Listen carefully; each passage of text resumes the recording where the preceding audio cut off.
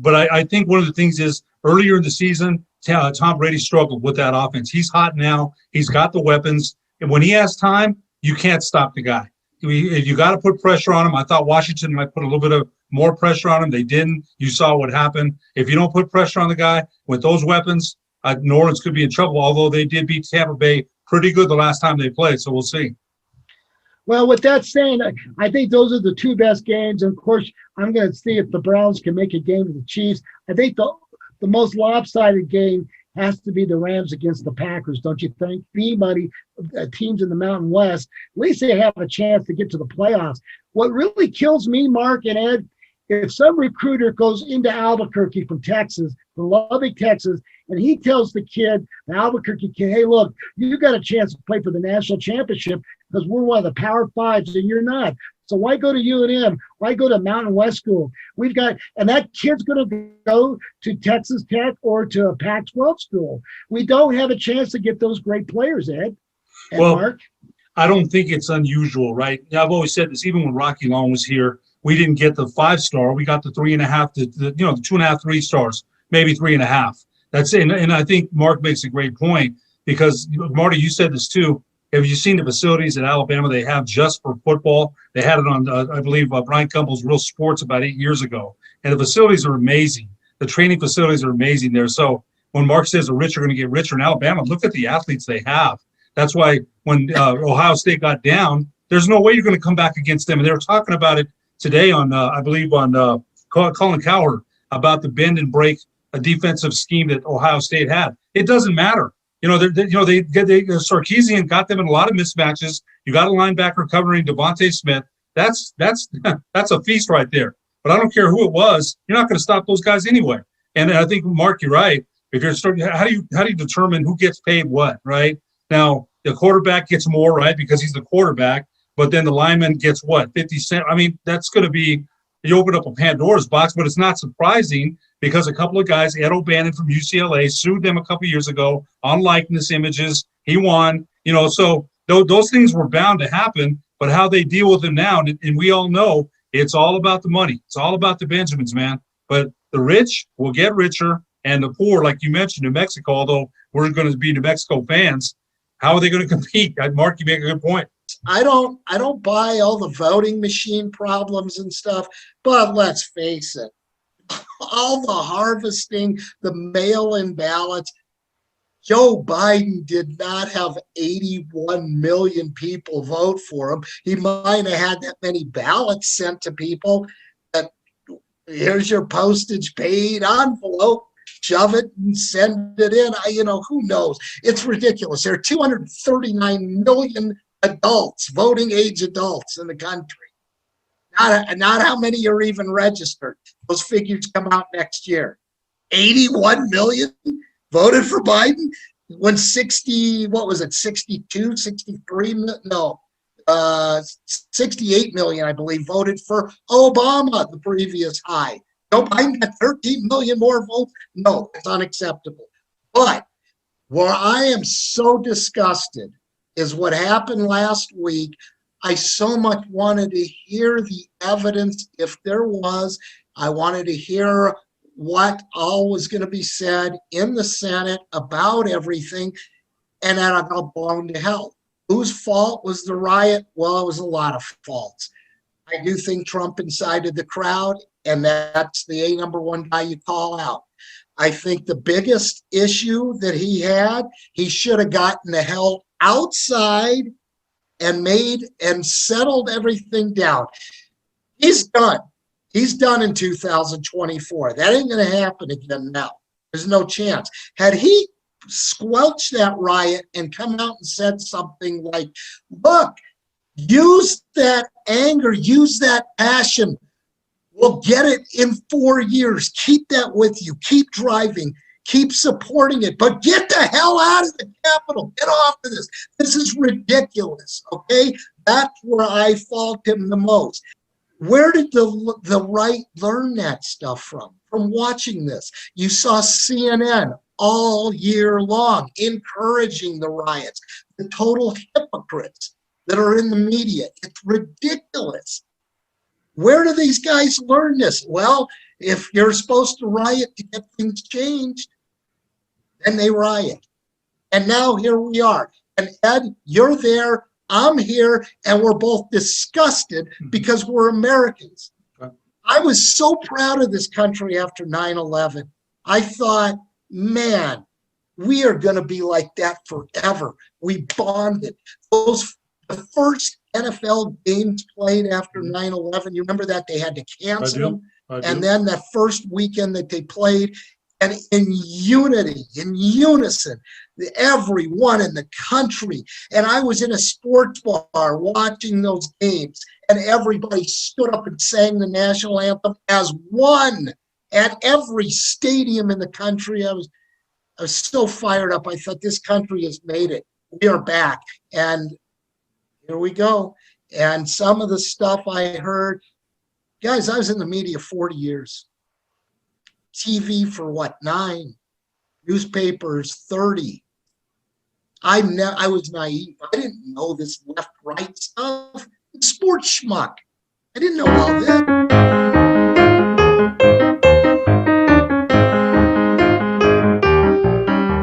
Hey everybody, this is Marty Watch from American Talk It Up. I want to welcome my co-host Ed Nunes.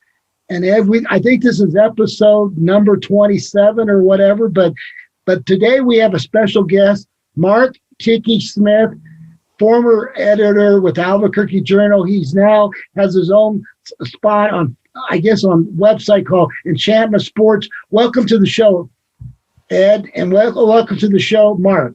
Thanks, Marty.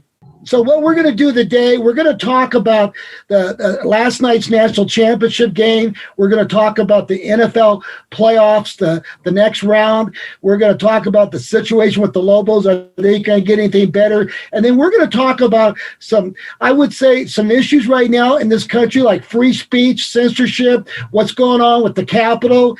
And we're just going to try to the pros and cons. Ed's going to come with his comments, and Mark and I. But anyway, that's why they call it American Talk It Up. So why don't we start out with last night's game between Alabama and Ohio State? I thought it was going to be a closer game, Ed. What do you think? Well, you know what? When Ohio State failed to score a touchdown, it was 14-all. And then Alabama scored a touchdown, 21-14. Ohio State's going to score, and then they got a couple penalties and got pushed back, and they kicked the field goal. I told my wife that's game, because you have to match Alabama's offensive power touchdown for touchdown, and hardly anybody can do that. I don't blame Ohio State. That's how good Alabama is. So Mac Jones, a big game. Devontae Smith, a big game. Najee Harris. Patrick Surtain, the cornerback. They're loaded. They've got the speed, and it's very hard to beat them. So I was not too surprised a little bit. I was hoping to be a closer game, but gave Alabama, Nick Saban, 7 titles, 6 at Alabama, 1 at LSU. One of the greatest college coaches we've ever seen, no question.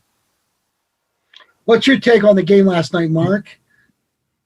I didn't follow a lot of football during the year. I picked it up a few weeks ago. I just kind of, the whole COVID thing, I didn't like watching games without fans and hearing the background and stuff. So, but I got into it later on in the season.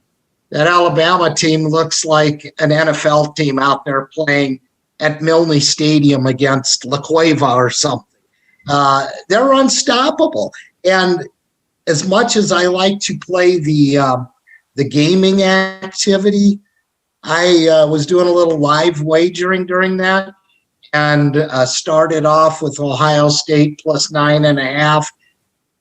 It went up immediately, and I thought, this is a lost cause because they can't stop these guys. That's one of the few times where I've watched a game thinking it's going to really be one-sided halfway through the first quarter, because those first 2 drives Alabama had were just incredible. They didn't even come close to 4. Well, they had, there was a 4th down, but they could do what they wanted with it. When Ohio State got the turnover and scored, I thought, okay, well, maybe.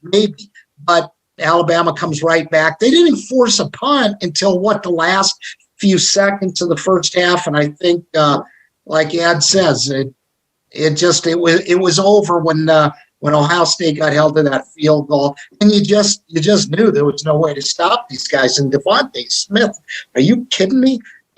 I'm thinking this guy could go 2 even, maybe behind Trevor Lawrence, top 5 for sure, right? They're talking about that. The Jets at number 2 were talking about maybe looking at Devontae Smith because of his performance. 12 for 215 last night, 3 touchdowns, amazing. And just one more comment I want to make. Sarkisian, the new head coach at Texas, what kind of offensive game did he call? He called a great game. And look at the weapons he has. So Alabama, again, wow, just amazing. Guys, I think Devontae Smith should be the number 2 choice for the Jets. And the reason why the Jets I'm still sold on Darnell. I think he's going to get better, but they need some weapons. The Jets need some playmakers. And they're not going to move up in that division unless they get playmakers. So Smith's not a bad choice, Mark, for the number 2 choice, the way he's playing. Yeah, I'll tell you, you don't know what each team wants to go with, needs to go with. We'll find all that. I'll tell you the guy that I've been watching the last couple of years, and I told some people when he was a freshman, is Zach Wilson, the quarterback at BYU. If you haven't followed him much, that guy's an NFL stud. He's someone's going to get him if he wants to come out. He's only a junior. If he wants to come out, that's a guy to keep an eye on. Everyone's got Lawrence going number 1, obviously, but we'll see. I think Zach Wilson is going to be a quarterback you're really going to see. I was so impressed with Devontae Smith last night. I see this guy looks like he could turn a team around, but obviously you got to go with a quarterback over a receiver if you're looking for a guy to change a team completely. So we'll see. You're not completely sold on Darnell right now for the Jets, Mark. Is that what you're saying, basically? That sold on Darnell on Devontae, you mean? No, Sam Darnold, the quarterback for the Jets. Sam Darnold, the quarterback for the Jets. Darnold. Yeah, you know what? My web connection, I'm getting that streaming breakup thing here. Darnold, I'm not sold. The Jets, more importantly, they are not sold on him. So that's the issue right now. I thought he was really going to be big time coming out of USC, but he's had some struggles. We'll see. He looked a lot better late in the year when the Jets won a couple of games, but I don't think he's a Zach Wilson type of quarterback. Definitely not a Trevor Lawrence. Let me ask you this, Ed. Is Zach Wilson is better than Josh Allen at this stage when Josh was at Wyoming, Ed? I think Mark makes a good point about Wilson. He's flying under the radar. He had a really good season. He is a junior, but he's going to have to get an agent. Where's he going to be drafted? Maybe is it worth it for him to come out? But Mark's absolutely right. That kid's a good quarterback. I think he'll be a good pro. Look at the knocks on Josh Allen. Coming out of college, the scheduling, they thought it didn't play a very good schedule. Look where he's at now. He's got the Bills. The Bills are a very good football team. And his first year with Buffalo wasn't so good. But the last 2 years have been pretty solid. And Sean McDermott, what kind of coaching job is he doing with Buffalo? They have a chance. They really do. I think Kansas City's still the best team in the league, but I wouldn't count Buffalo totally out of it. I really wouldn't. Well, so getting back to getting back to the national championship game, the last comments here. Alabama has almost $100 million budget. How much of that $100 million is towards football? They have a great advantage. You have to give Stave for the great recruiting class, but they do have a big advantage over most of the teams in the United States, don't you think? In budget and the way they've got it set up, I think Mark wanted winning national championships. Mark wanted to say something. Go ahead. Think about this. I was going to get back real quick to Josh Allen. Some buddies of mine called me when he was drafted number 3, right, a few years ago, and they're like, "Have you seen this kid? What do you know about him?" Some guys from Vegas that were checking. I said, he's going to be a superstar. And I took a lot of heat that first year from them because they're like, yeah, the guy's so erratic. But I said, just wait, he's got to learn this system. So that hasn't surprised me at all. Now, Marty's comment about Alabama, think about this, guys. What is going to happen if we start getting into all the paying players legally stuff?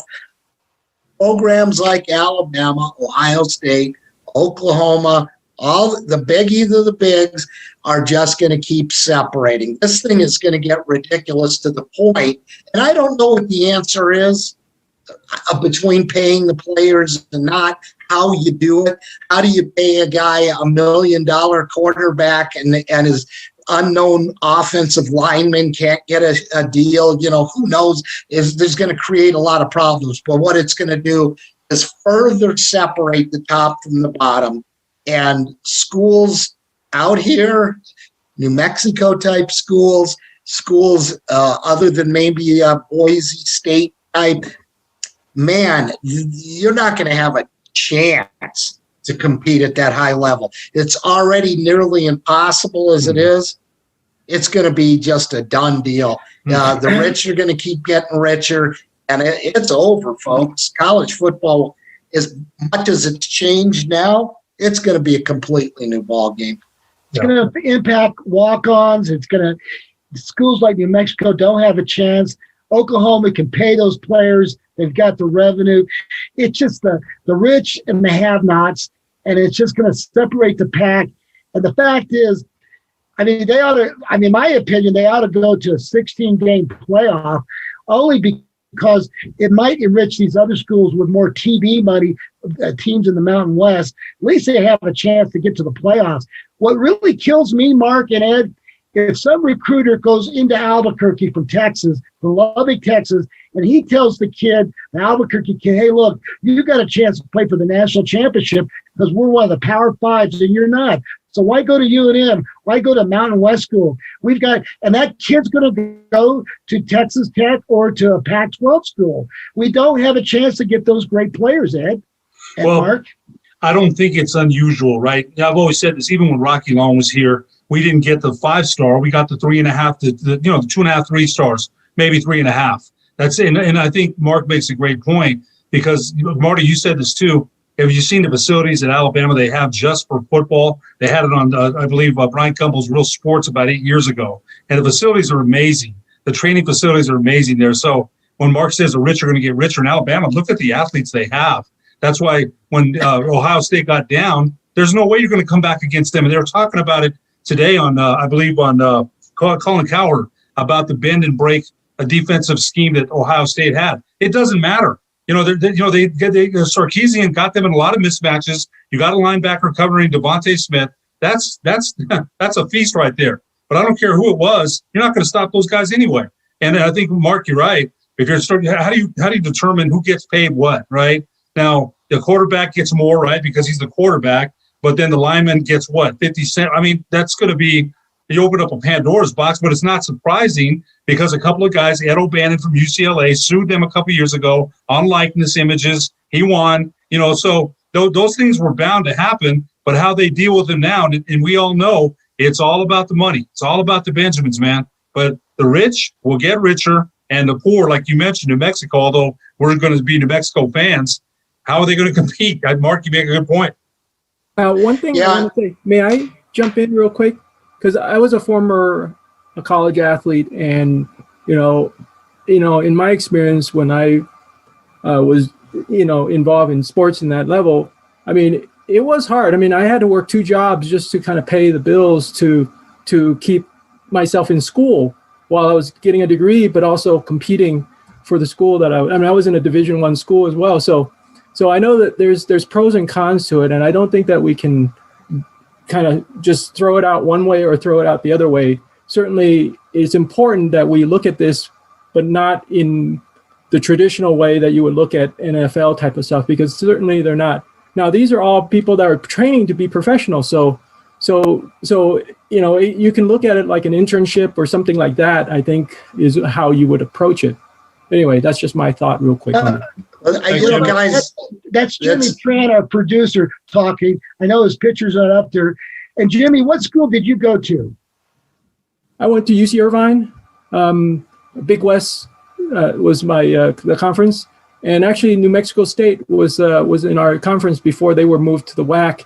And my first visit to New Mexico was there at the championship for our conference championship there at New Mexico State. Okay, I think, guys, it's a good topic for another day. Let's do some research on it, because I feel a lot like Jimmy does, that there are two sides to this, and it's going to be a huge controversial story. But why don't we move on there, Marty? And so let's talk about the NFL right now. We had 6 games this Saturday, 3 on Saturday, 3 on Sunday. The game that surprised me the most, the one that I thought was the big underdog, was the Cleveland Browns. And with all the things they were going against Cleveland, I thought that was a big win. And I don't know if Cleveland has a chance against the Chiefs, but what do you think of that game? Their big win over the Steelers, or the Steelers just falling apart and Cleveland just caught them at the right time? Well, I'm going to say that, Cleveland, remember, locked out of their facility. They didn't get to practice because of the COVID. No Stepnoski, no Joe Bitonio, one of their all-pro guards. And, so I didn't know what to expect. Baker Mayfield hadn't practiced, hadn't thrown the ball. Ben Roethlisberger, how many turnovers did they get in the first quarter? Roethlisberger and the Steelers really gave the Browns short fields to work with. They took advantage of it. Big win for Cleveland, their first playoff win in 26 years. Give them credit. Well, that first play of the game kind of changed the course of everybody's plans, and you get the ball snapped over your head, and it results in a touchdown for the defense 14 seconds in, and then Roethlisberger looked just god-awful. I'm not crying about it, by the way. I had the eye surgery with glaucoma, and sometimes this thing leaks, So, that just was not your normal type of situation. What I give Cleveland the most credit for, and Marty's boy, Baker Mayfield, who I called the frightened midget all last year, because he looked like he was scared to do anything unless he was rolling out. Now they got him rolling out. And where I give him a lot of credit is the way he handled the circumstances. He made the game beautifully. He didn't have to do a lot of comeback type of stuff. He wasn't in where they had to have a regular type of attack, because he was built such an incredible lead. But I give him a lot of credit. Pittsburgh has been on the edge of falling apart all season, and it finally happened in the last month. Was I surprised that Cleveland won? No. Was I surprised how it won? Big time. That was nuts. And do they have a shot against Kansas City? I think so. But all my preseason money is on that Josh Allen guy and the Buffalo Bills. I put preseason bets on them, and I need them to win to get to the Super Bowl, win the AFC, and win the Super Bowl, and I'll be a happy guy. Cashing big. Mark, you're right about Baker Mayfield. He was terrible last year. He was running away. He was so inconsistent. He had a pretty good rookie year. We saw good things out of his rookie year. But he's been with so many different offense. He has the perfect coach. I don't think he's the best quarterback, but he's in the right system. Like we talked about it. He can roll out and throw it. They have the running game. They don't put him in a situation where he's throwing the ball 45 times. So I actually think he's in the right system, and he's good. And I think next week against Kansas City, now they get their 2 defensive quarterbacks back, their safety. They get some of their offensive, another wide receiver and that all-pro guard. They've got a shot at the Chiefs. I don't think the Chiefs going to blow them away. Right now, I think the spread's 9.5, Mark and Ed. You think that's about right? I've still got KC. I've got KC. I don't, they got a week to rest. Some people like that week off, some don't. But Andy Reid and that offense that they have with Mahomes and Tyreek Hill and Travis Kelce and Sammy Watkins, that's a very, very tough offense to stop. And so I've got KC, but yeah, you're right. The Browns have to get some turnovers and, help Baker Mayfield out. I think, Mark, you hit it right. Baker Mayfield, I thought he had a lot of growing up to do. I thought he's, immature sometimes, cocky, without having accomplished anything at the pro level. So I thought this year was a definitely growing up year for him, but I still think Kansas City is the best team in the AFC. Now, just so you guys know, let's go back to 2016, October in Jones Stadium in Texas Tech, one of the greatest duels of all time in college. Mahomes versus Mayfield. Both guys had 850 yards total offense on each side, over 1,600 yards, 125 points. Final score, 66-59. They say it's the greatest duel game ever played between two quarterbacks. They did meet up in their rookie year, and Patrick Mahomes beat the Browns by 2 touchdowns. So this is the rubber match. But the greatest duel game, they say, in college football history was 2016. And if you watch the highlight that game, Mark and Ed, unbelievable. I want to thank Everguard Roofing and Solar. Hey, I want to thank ProView Networks for putting our show on. We're going to be on Thursday nights at 8 o'clock, Comcast 26. I want to thank Gecko's Bar and Grill, and I want to thank the Route 66. We're trying to promote the businesses on Route 66, especially on Central. They're all having a tough time. So those are our sponsors. I've got my co-host Ed Nunes. I've got my other host today, Mark Smith. And Mark, one final comment before we get into talking about the political situation. What 2 games are going to be the best games this weekend to watch, in your opinion? Without a doubt, Baltimore and Buffalo is the game that has the most potential. Baltimore's red hot. Like I pointed out, I've got the Bills preseason stuff, so that's who I'm rooting for. The one team I did not want to see have to play the Bills was Baltimore. That's why I was hoping Pittsburgh, my most hated team ever, Pittsburgh. But I was hoping they'd win, so Pittsburgh could come to Buffalo and send Baltimore against Kansas City. So I think that's the most intriguing game to me. Overall, who's not going to say Drew Brees against Tom Brady? And I know that's what you're looking at because Ed, I don't know if you know it, Marty bought a ticket for Tampa Bay to win the Super Bowl before Brady was traded. Wow. So he's got those guys. Yeah, and I can't even find the damn ticket. Sorry, but I hope I find it. You better find that thing, man. Oh, God. But you better find that sucker. That's going to be the story. Now, here's the question before we get on to other subjects. Saints have already beaten Tampa Bay twice. What's the last time somebody's beaten the same team 3 times, Ed and Mark? Well, you know what? We mentioned that. But I think one of the things is earlier in the season, Tom Brady struggled with that offense. He's hot now. He's got the weapons. And when he has time, you can't stop the guy. You got to put pressure on him. I thought Washington might put a little bit of more pressure on him. They didn't. You saw what happened. If you don't put pressure on the guy with those weapons, New Orleans could be in trouble, although they did beat Tampa Bay pretty good the last time they played. So we'll see. Well, with that saying, I think those are the 2 best games. And, of course, I'm going to see if the Browns can make a game of the Chiefs. I think the most lopsided game has to be the Rams against the Packers, don't you think? That one's the least interesting to me. So I hope it snows. That's all I know. I love to watch Green Bay in the snow. So with that saying, we've got a great weekend, and we'll talk about it next week. Who's going to be in the semis? It's going to be. I think there's going to be some upset, but you know what, Mark? I do agree with you. If Buffalo has everything going for them, they're playing good defense, but their running back was declared this morning, Moses, out of the game. Did you hear about that? So they're not going to have their running back, Moses. The Bills. Yeah, the kid from Utah. Yeah. So that's going to be interesting. So now, guys, I want to talk about. But it's Moss, actually. Moss. It's Moss. I apologize. I didn't mean to butcher his name, but that's going to hurt him, don't you think, with him not being in the lineup?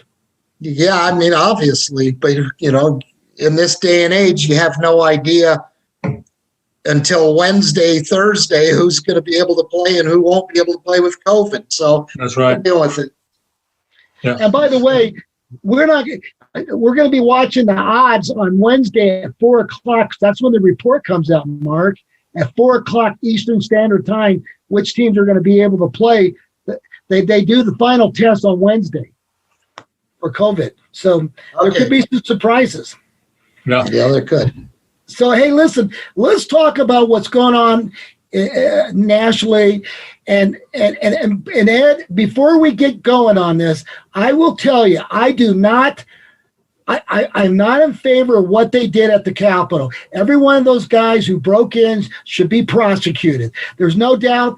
And matter of fact, I was not in favor of Trump giving that speech and getting them all riled up. So let's not go there, because I was not really happy about it. What about you, Ed, on that? And Mark, I was not happy about that. Well, you know what? I think, I don't know that anybody, Mark and I talked about this, and Mark has been a big supporter of President Trump. Mark and I have had some discussions, but I'll let Mark speak for what he wants to say. But when I saw that, I think, it's been a contentious election, right? There's a lot of people that still feel that there was some shenanigans. So him saying that at the Capitol, and then the after effects of that, I don't think that we've ever seen anything. People could have been 5 people are dead. 5 people are dead as a result of what happened. I just think now our country, now I'm going to say this too, our country, what does united look like anymore? If you look like at the events in our history, Pearl Harbor, we're united, 9/11, we're united, right, as a country. What does united look like anymore? It's beyond Joe Biden, believe me. It's beyond Kamala Harris, Mike Pence. It's beyond any politician, in my opinion, to get us. If you think about it, since 1776, this country's inception, but now everybody can think what they want. It's a free country, right? I don't have to. Mark and I have had some disagreements. I respect Mark. Mark and I may have had some respectful disagreements on politics. I respect him. He tells me what he thinks. I tell him what I think. But this country, I'm telling you, it's beyond any Joe Biden, Michelle Lujan Grisham, Tim Keller. It's way beyond that, right? So, and it's sad because I look at our democracy and I think it's the world's greatest darn democracy. I still say that, right? I'm an American through and through, man. I love our country. So what's happening to it, for me, I don't even want to go into right and left or blue or green or whatever. It just hurts me as an American. That's all. That's the bottom line for me. Whether it be Republican, Democrat, there's too much labels now. If I'm a Democrat, people think I'm a socialist and a communist. That's crap. It's crap. So I just hope there's better days around for the country, for our country, there's somehow we can get back to where we were. And I don't know where that is anymore. I just know that this is a great country, and we need to remember that. Remember, the democracy that we have, that people used to emulate and admire. Let's just remember that. Here's Ed's a Democrat. Marty, you're a Republican. I'm a registered independent my whole life. I was on with you guys before. Trump supporter through and through during the election. I completely agree, because Ed, I think you, and we've had these discussions, you're on the left but close to the center. I'm on the right but close to the center. So I think we represent most of the country one way or another. When the pandemic came out, and I think we discussed this last time I was on, I told my wife, I said, I don't know how this is going to affect things. There goes the glaucoma eye again. But this is going to get turned political. I don't know which side is going to go where, but it's going to get turned political. Obviously, we saw it. The left used the pandemic to get out all the mail-in ballots. I don't buy all the voting machine problems and stuff, but let's face it. All the harvesting, the mail-in ballots. Joe Biden did not have 81 million people vote for him. He might have had that many ballots sent to people. But here's your postage paid envelope. Shove it and send it in. Who knows? It's ridiculous. There are 239 million adults, voting age adults in the country. Not how many are even registered. Those figures come out next year. 81 million voted for Biden when 60, what was it, 62, 63, no, 68 million, I believe, voted for Obama, the previous high. Joe Biden got 13 million more votes. No, it's unacceptable. But where I am so disgusted is what happened last week. I so much wanted to hear the evidence, if there was. I wanted to hear what all was going to be said in the Senate about everything, and then I got blown to hell. Whose fault was the riot? Well, it was a lot of faults. I do think Trump incited the crowd, and that's the number one guy you call out. I think the biggest issue that he had, he should have gotten the hell outside and settled everything down. He's done. He's done in 2024. That ain't going to happen again now. There's no chance. Had he squelched that riot and come out and said something like, look, use that anger, use that passion. We'll get it in 4 years. Keep that with you. Keep driving. Keep supporting it. But get the hell out of the Capitol. Get off of this. This is ridiculous, okay? That's where I fault him the most. Now, where did all that come from? Well, obviously, it wasn't Antifa. Don't give me that garbage. The far right with its Antifa started it. No. Those were Trump supporters, hardcore. There's been stuff proven that there were plans out there on the social media sites to get that going. Okay, that's first and foremost with that. Why? We all know why. You get poked in the eyes, you get kicked in the crotch, you get your head smacked around long enough, you're going to fight back. That wasn't the way to fight back, folks. That was ridiculous. You saw riots all year, all summer, BLM riots, Antifa riots. Where did the right learn that stuff from? From watching this. You saw CNN all year long encouraging the riots, the total hypocrites that are in the media. It's ridiculous. Where do these guys learn this? Well, if you're supposed to riot to get things changed, then they riot. And now here we are. And Ed, you're there, I'm here, and we're both disgusted because we're Americans. I was so proud of this country after 9/11. I thought, man, we are going to be like that forever. We bonded. The first NFL games played after 9/11, you remember that? They had to cancel them. And then that first weekend that they played, and in unity, in unison, everyone in the country. And I was in a sports bar watching those games, and everybody stood up and sang the national anthem as one at every stadium in the country. I was so fired up. I thought, this country has made it. We are back. And here we go. And some of the stuff I heard, guys, I was in the media 40 years. TV for what, 9? Newspapers, 30. I was naive. I didn't know this left-right stuff. It's sports schmuck. I didn't know all this. And now I saw back with things that people I worked with, and it's so left-wing. And I remember arguing with guys after 9/11, and they were all up in arms because we could get our freedoms taken away now. They're going to be listening. That's not right to be trying to listen into phone conversations for terrorists, and we have to go through TSA. This is garbage. I'd hear this and I'd be like, what are you talking about? Oh, our freedoms, our freedoms. Now, what does the hypocritical left media talk about? Taking our freedoms away. Well, look what Twitter did. Twitter's got the Ayatollah on. But Trump, no. How is that possible? Look what Cumulus Radio. Did you see that yesterday? The head of Cumulus. I don't even know the guy's name. Just so you know, Ryan Phillips, right? And right. And you've got to squash all your hosts. Well, what's that going to do to KKOB? They'll fall right in line. They're a Cumulus station. I know they will. I know they will, because I was banned from Cumulus locally after my stories on the New Mexico Bowl last year.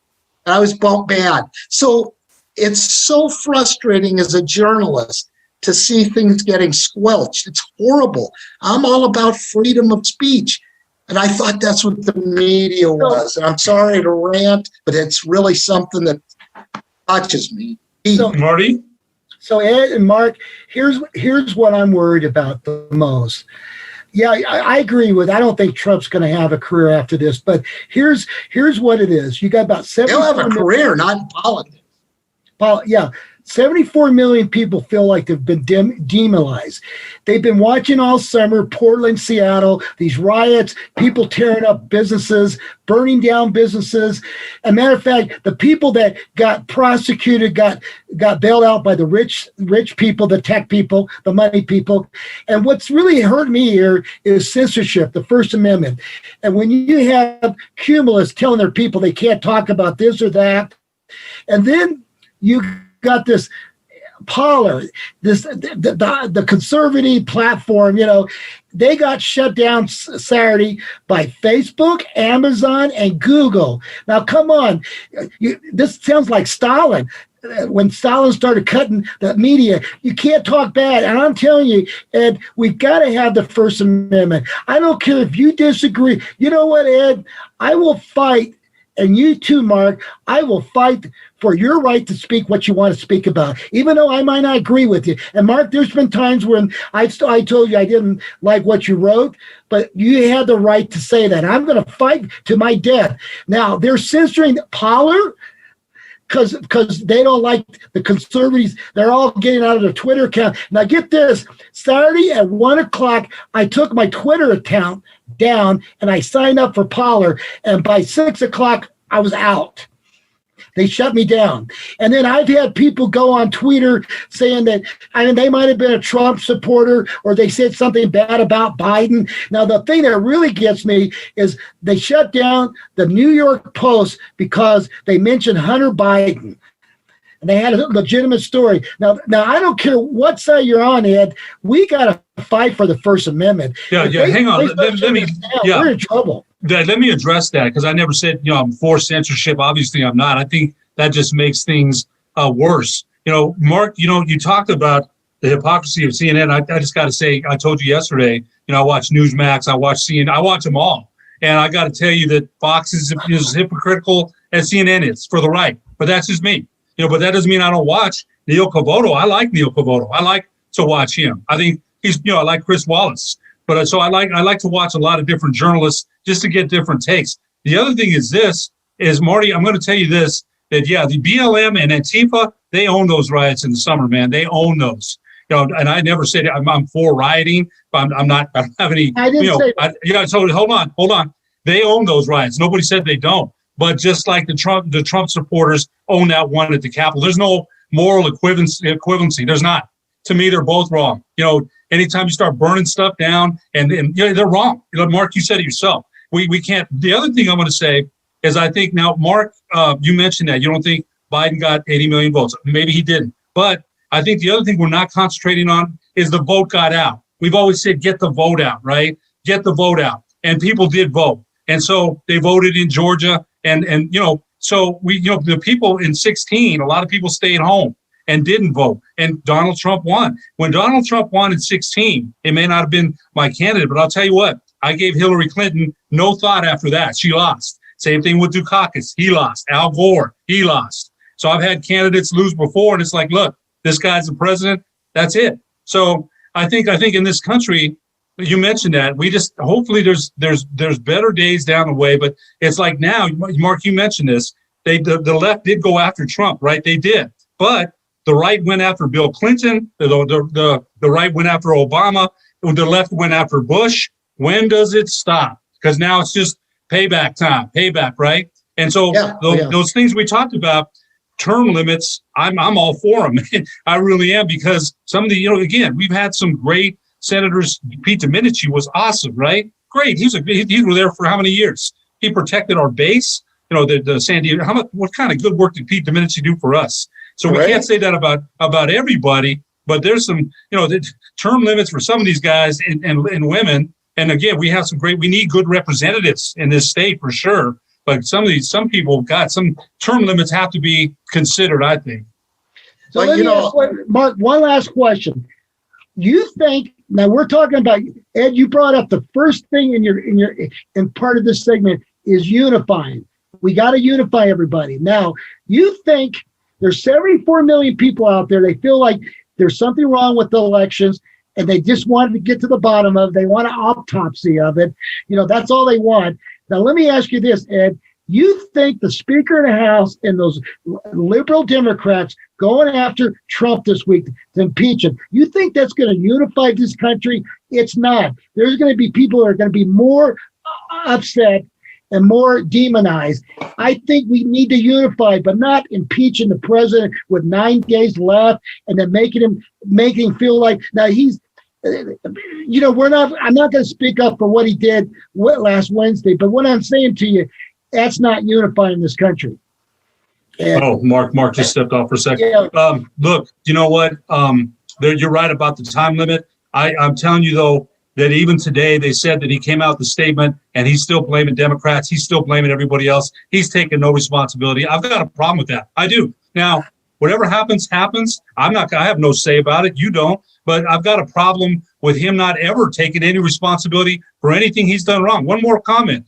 Donald J. Trump could have had a walk-in for re-election. Okay, think about it. If he goes to the podium and says at any time, look, this is the way we're going to handle things. If he went and showed some empathy and unity, he wins 3-1. Nobody even knows who Joe Biden is. He had a chance, I think, considering who the opponent was, right? Now, Donald Trump called him the worst candidate in U.S. history. And I don't know if he is or isn't. I have no idea.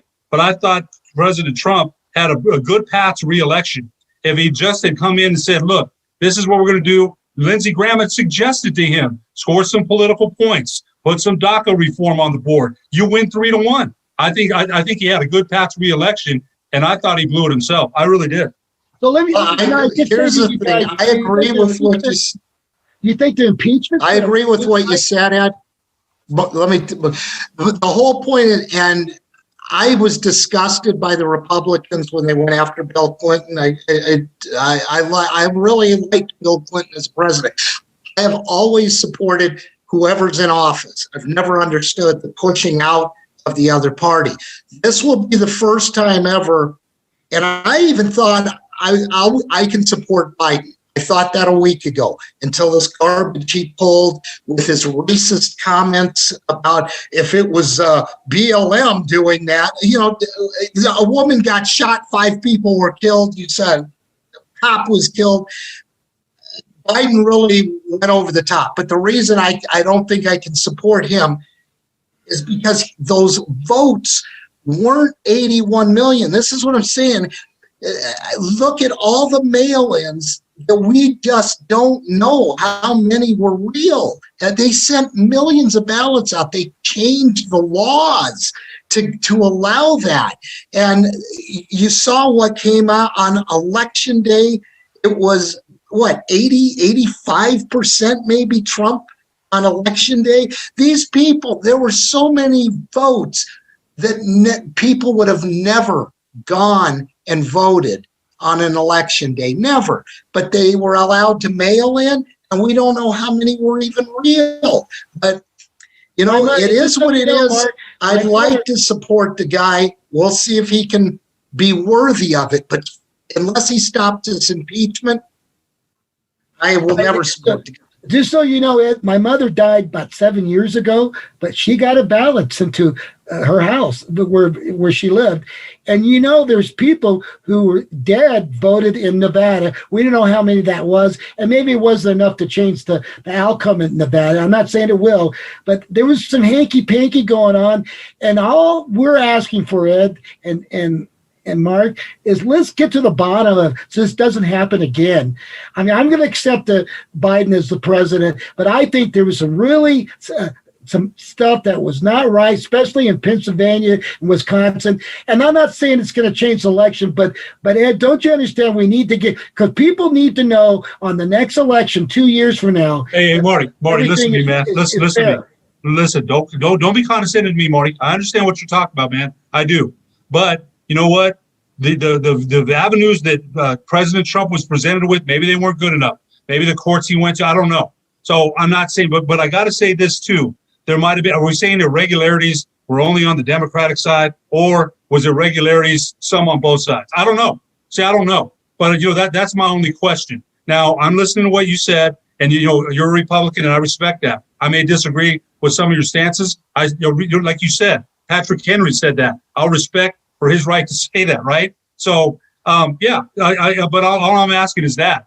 You can't say to 74 million people, look, it's done. If the votes are certified, it's over. But if you're saying, let's take a look at it so it doesn't happen again to either candidate or any party, let's take a look. Yes. I agree with you, Ed. I'm not. Yeah. Ed, that's what I'm talking about. But they obviously, when they brought it up in Congress, they didn't get a chance to talk about it. But you're right. We need to get to the bottom of it because, believe me, 80% of the Republicans, maybe more, says they don't think this election was fair. And if they're thinking that we better make sure that the next election is fair. And Mark Smith brought up, I don't believe 84 million people voted. And then that's just, to me, that will be a story of the future, right, Mark? Someday we'll get to the bottom of it, but obviously it just doesn't look good, in my opinion. Yeah, I've got a 10-year-old son, and I keep telling him in his lifetime, this is going to really get exposed. Hopefully the historians will tell the truth about everything. But I think all three of us are on the same page that we would just like to see some of the evidence, what was out there.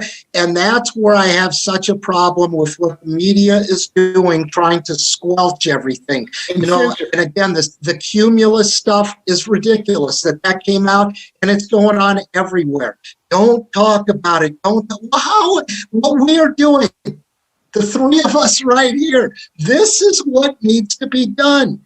Intelligent discussion, bring it out, speak about it, and address all points of views. In our little world right now, we're doing a better job than CNN and what's that crazy, not Fox. Fox, I think, is right, but not too far. That crazy right-wing place that just came up.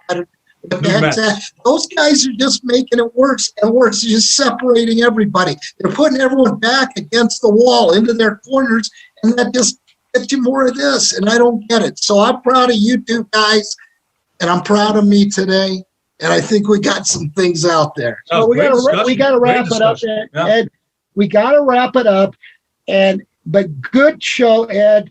Hey, Ed, I will always fight for what you want to say, Ed. I'll go to the grave fighting for you and Mark, and I might not agree with you, but you have the right. And believe me, we're having a battle right now for censorship, and this is a very critical thing in this country. I've never seen in all the years I've been on this earth this kind of censorship, and it really scares me right now. I hope we can get past this. That's got to stop. I agree. It's got to stop, Ed. Yeah, you guys will be able to test it firsthand, actually, because you're going to hear from Cumulus locally and the KKOB news director guy who banned me from the air because I'm not a very good interview. I'm boring, I guess. Jared Hart, you guys will hear from it, and you'll get pressured to not have Mark Smith on. You watch. You and Symbieta, he'll call you guys. So you see, and you'll know firsthand. You'll see firsthand. Hopefully, even locally, huh? That's crazy. Wow. I hope. Yeah, even locally, because I got banned from KKOB.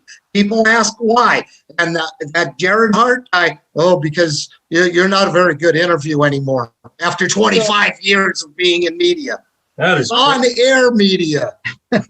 So, guys, we got to wrap it up. I hope Facebook doesn't ban us. We're just trying to have a discussion, talking about both sides, Ed. I hope Facebook gets this and say, hey, these guys are just trying to talk it up. That's what it is. America talk it up. Good show. Folks, listen, we'll be on the air on Comcast 26 at 8 o'clock. You can listen to the show on America Talk Up Facebook, and you can go to ProView Network. And thank you very much, ProView, for having us on. And folks, we got to wrap it up until next time. Thank you, Ed, and thank you, Mark. I thought it was a good discussion today. Mark, thanks for joining us, man. Always good to have you on. Okay, it's a wrap up. Thanks, guys. Appreciate it. Okay, you bet. You guys take care.